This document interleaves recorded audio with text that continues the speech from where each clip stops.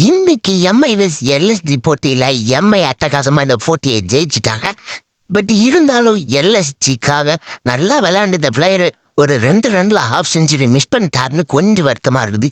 யார் அந்த பிளேயர்னு பார்த்தோம்னா நம்ம ஆள் தாங்க, திக்வேஷ் ராத்தி.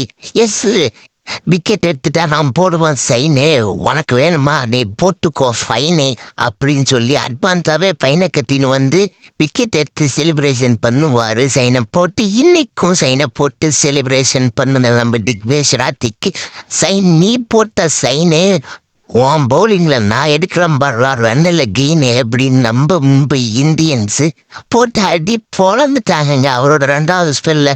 அதுவும் 19வது ஓவரில் பிடிச்சி எடுத்துட்டாங்கன்னு சொல்லலாம். அந்த மாதிரி தம்பி கொஞ்சம் அடி பலமோ அப்படிங்கிற மாதிரி திக்வேஷ் ராத்திக்கு இன்னைக்கு கொஞ்சம் அடி பலம்னா. ஏன்னா ஹாஃப் செஞ்சுரி 2 ரன்னில் மிஸ் பண்ணிட்டாப்புல.